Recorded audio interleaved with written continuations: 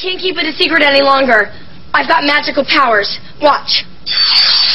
Many teens are intrigued by witchcraft, and Hollywood feeds that appetite with shows about young people involved in the occult.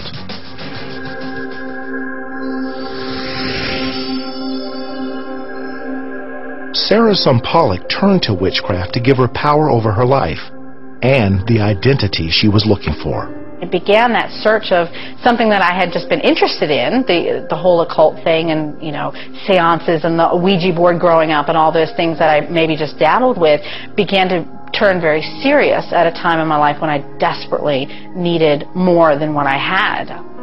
I considered myself a witch in high school. Though I was a solitary practitioner, I really felt like that this was really what I was supposed to do.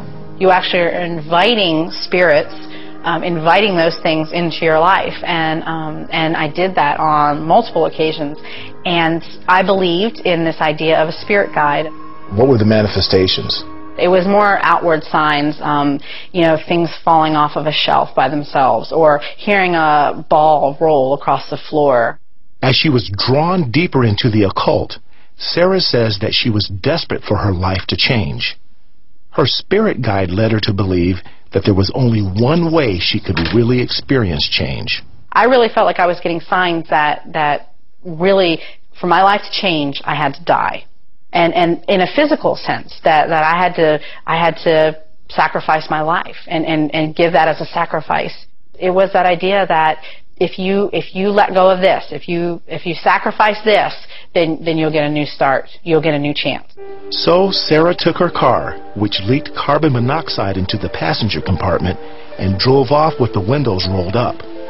Her hope was that she would crash and kill herself, making her suicide look like an accident. I remember waking up thinking, you know, knowing what I was supposed to do, and I looked over my car door is sitting open, and I'm on the ground, and I just kind of got back in the car, and I felt really like a failure, like I had even failed at killing myself. The only reason I think I didn't try again, I was less than 6 months away from going away to college, and I thought, at that point, well, maybe something will change when I go away.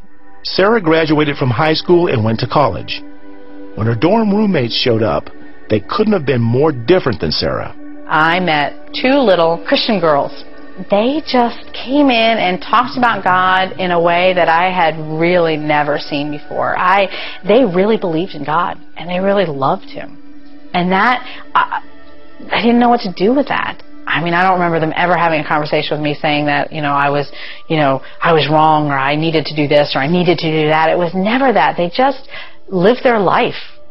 The girls started a Bible study in their room.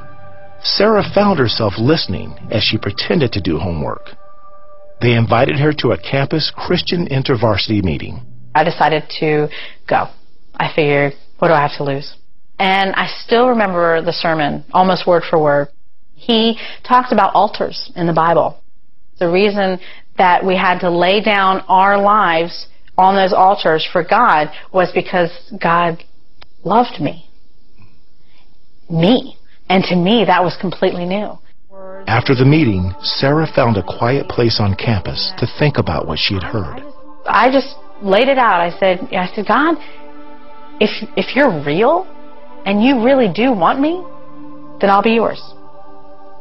I'll be yours. When she went home during Thanksgiving break, Sarah says that although things were still the same at home, she realized that the change she was looking for had begun in her. And I read the Bible the whole break, and I remember being at peace for the first time in my life. But Sarah still had some occult paraphernalia. It was stored at her parents' house.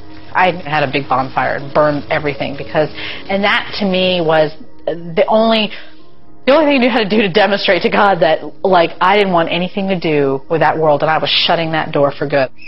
Sarah is now a wife and mother of 3 daughters. She hasn't forgotten her struggle for identity as a young person and is the author of a series of books for teenage girls. She says that she will never forget how God came to her rescue when she was crying out for a new life. Satan confused me and deceived me into thinking that I actually had to kill myself to receive that new life. And then I learned that the truth is that Christ was asking for my whole life. He was asking me to lay down my life, but not to kill myself, but to lay down the old ways, the old life, that old flesh person, so that he could make me new here.